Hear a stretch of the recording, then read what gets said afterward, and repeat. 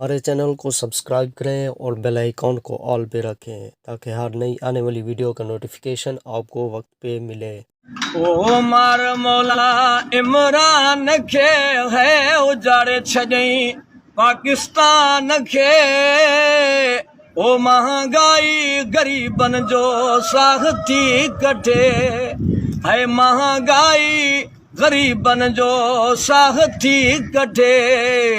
मार मौला इमरान खे है उजाड़े छॾई पाकिस्तान खे। ओ महंगाई गरीबन जो साह थी कटे, ओ महंगाई असांजो हाणे साह थी कटे। ओ मौला मिनिस्टर सभु मार तूं, बाह में सभिल खे साड़ तूं। है मौला मिनिस्टर सभु मार तूं, बाह में सभिल खे साड़ तूं। चाढ़े छॾियऊं सामान खे, ओ उजाड़े छॾियऊं पाकिस्तान खे। महंगाई गरीबन जो साह थी कटे, है महंगाई गरीबन जो साह थी कटे। ओ हाणे असांखे बुख थो मारे, कूड़ रोज़ानो लख थो मारे। ओ हाणे असांखे बुख थो मारे, कूड़ रोज़ानो लख थो मारे।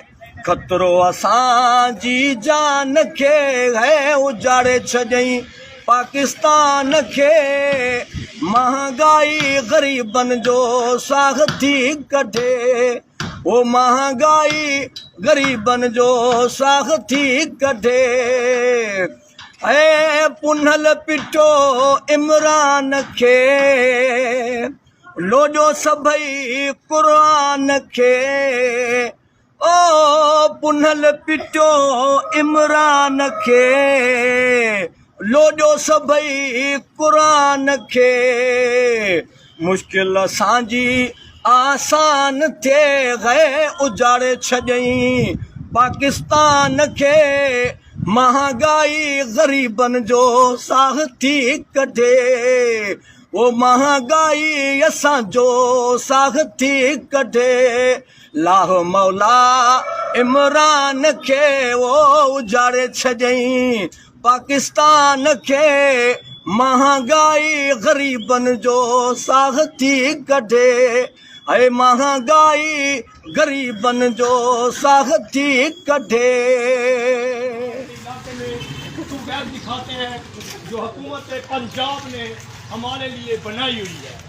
ये ट्यूबवेल हल्का नंबर 1 जो मलिक आमिर डोगर का हल्का है और जहीर खान अल्लेज़ई का हल्का है। ये ट्यूबवेल उन्होंने हमें गिफ्ट की है, कोई पैसा नहीं है, कोई वो नहीं है। हमारे मोहल्ले में अजाब आया हुआ है।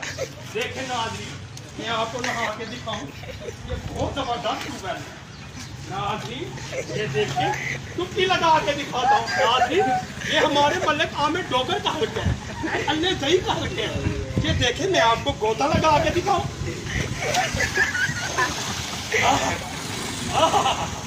नाज़रीन एंजॉय करो बीच में बैठ के।